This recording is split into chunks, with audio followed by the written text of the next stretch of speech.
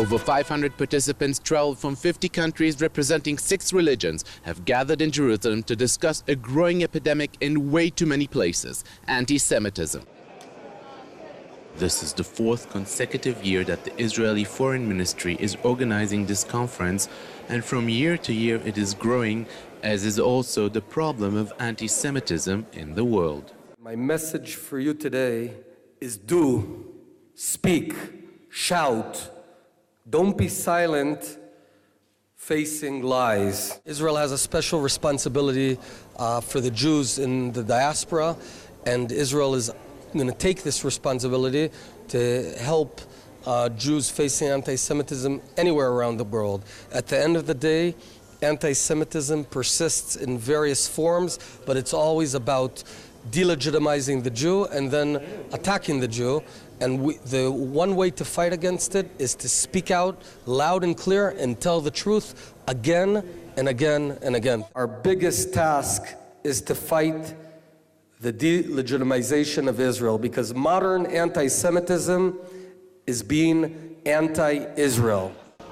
During the 3-day conference, the participants are divided into 10 working groups, which are predominantly broken up by geographical locations, but also there is a group dealing with university campuses, the World Wide Web, and the Muslim world.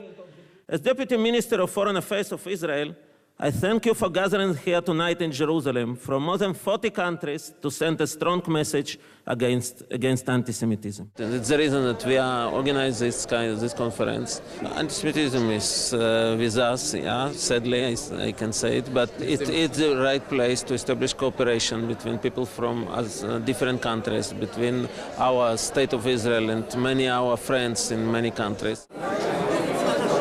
Members of the European Jewish Parliament are also in attendance in the conference, and they bring a loud and clear message from their countries of origin. First of all, I made the way from Romania to represent also the EGP, the European Jewish Parliament, as well as the MCA, the Monitoring and Combating Anti-Semitism Center in Romania. And it's a major event.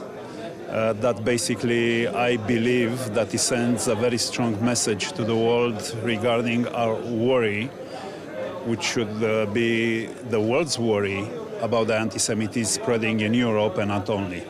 It seems that the memory is very short, and it seems that we will not, if we will not speak out very strong about it and against it, the history will repeat itself.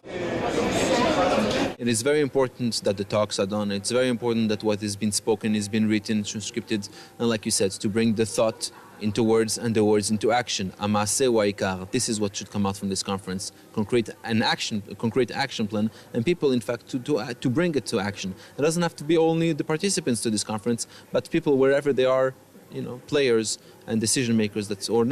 Every individual is a decision maker in order to make these decisions, to make them happen.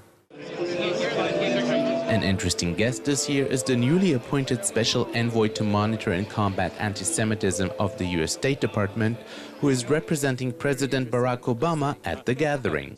Anti-Semitism is everywhere. I would think that today in the United States it is probably at an historical low, but there's plenty overseas today, as we all know, in some places growing. I'm just kind of amazed that the U.S. government has taken and said that this is an important piece of U.S. diplomacy and U.S. values, and so it's great that we're able to try to help some Jewish communities that are under pressure. And although no one here delusions themselves that this gathering will solve the anti-Semitism problem, they do believe that interfaith and multinational gathering of these can be the beginning of the process for a wide condemnation that can start shifting public opinions against anti-Semitism. For JN1, I'm Ron Jacobson at the Global Forum for Combating Anti-Semitism in Jerusalem.